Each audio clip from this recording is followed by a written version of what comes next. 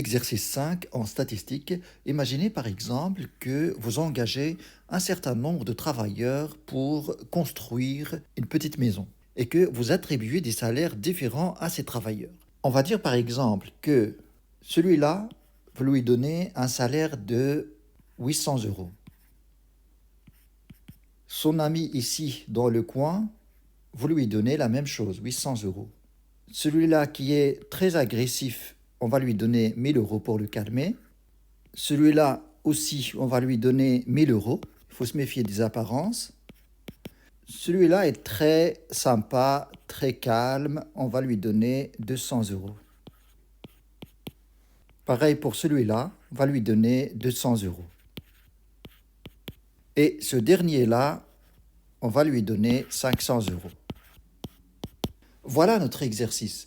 Est-ce que cette distribution est égalitaire ou bien à quel point cette distribution n'est pas égalitaire? Pour cela, la question c'est de tracer la courbe de Lorenz. Dans un premier temps, il faut repérer la variable statistique. La variable statistique, c'est les salaires distribués. On va construire notre table statistique. Vous avez XI, c'est les salaires. NI, c'est l'effectif. Combien de fois un salaire se répète? On va les mettre dans un ordre croissant. On commence par la valeur la plus faible, c'est 200 euros. Donc on va mettre ici 200 euros. Ce 200 euros est répété deux fois. Donc on va mettre dans l'effectif deux fois. Après 200 euros, on a 500 euros. Ce 500 euros est donné à une seule personne. Et puis on a 800 euros donné à combien de personnes? Deux personnes. Et puis on a 1000 euros donné à deux personnes. Voilà notre table statistique. On a un total ici. Ce total est de 7 personnes. Voilà notre table statistique. Maintenant, pour représenter la courbe de Lorenz, je dois avoir d'une part l'effectif représenté en termes de pourcentage. Donc notre effectif ici, on va le représenter en termes de pourcentage. On va mettre en pourcentage les NI. Pour calculer un pourcentage, on fait 2 sur le total 7 fois 100. Donc on a ici 28,5%, 14,3%, encore 28,5%, 28,5%. Le total doit faire 100%. On va représenter ces effectifs en pourcentage cumulé croissant. Donc, on va commencer par la première valeur de 28,5% et on va accumuler les autres valeurs. 28,5% plus 14,3%, ça donne 42,8%. 42,8% plus 28,5%, ça donne 71,3%. Et enfin, 71,3% plus 28,5%, ça se rapproche à 100%.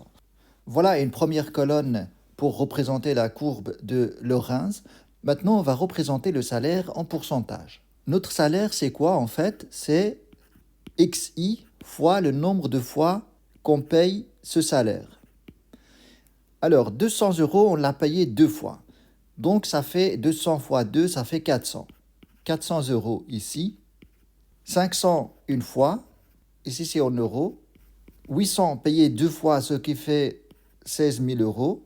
Et puis 1000 euros deux fois, ça fait 2000 euros. Le total des salaires payés, ça fait 4500 euros.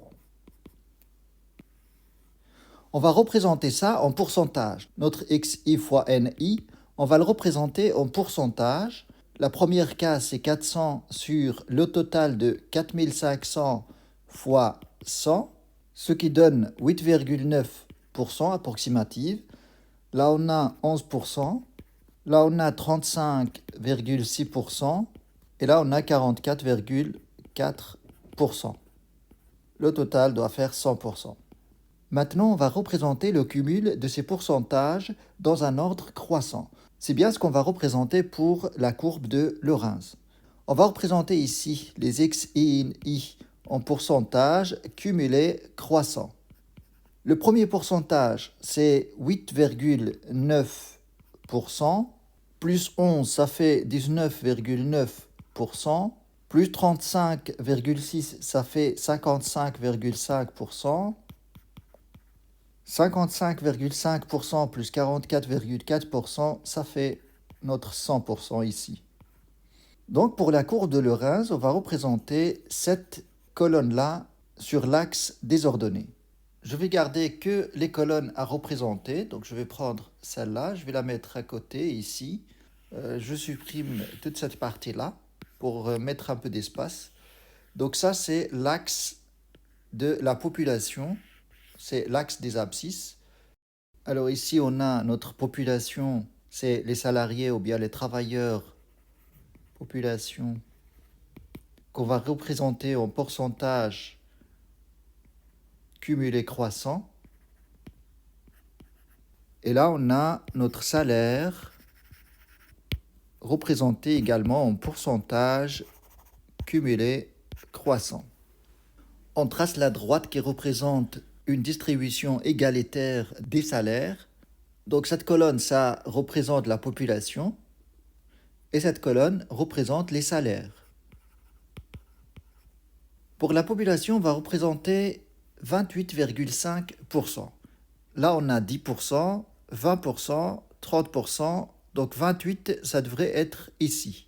Ça correspond à quel pourcentage sur l'autre axe? Ça correspond à 8,9%. Donc là, on a déjà 10%. Donc le 8, ça doit être quelque part ici. On a ici un premier point de la courbe de Lorentz. Et puis on va représenter 42,8%. Là, on a 40, là, on a 50. 42, c'est ici. Ça correspond à 19,9%. 19,9%, c'est à peu près 20, donc ça doit être ici. On représente 71,3%. Là, on a 70%. 71,3, c'est juste à côté. Ça correspond à 55,5. Là, on a 50 et 55,5, c'est la moitié ici. Donc, on va tracer, on va monter jusque là, on va avoir notre deuxième point ici. Et puis le 100%, ça correspond bien évidemment à 100%. On se retrouve ici au coin. Et voilà, notre courbe de Lorentz est tracée. Et donc, on peut mettre quelques remarques par rapport à cette distribution. Si je prends ce point-là, qui correspond à 35%, on peut dire que 35% des ouvriers ou bien des travailleurs ne reçoivent que 10% des salaires, ce qui constitue une distribution inégale des salaires. On peut voir aussi que 70% des travailleurs reçoivent, on va dire, à peu près 50% des salaires. Et le reste, c'est-à-dire les 30% des travailleurs restants, qui sont les mieux payés, reçoivent la moitié des salaires. Voilà pour cet exercice. Merci de l'avoir regardé et à très bientôt.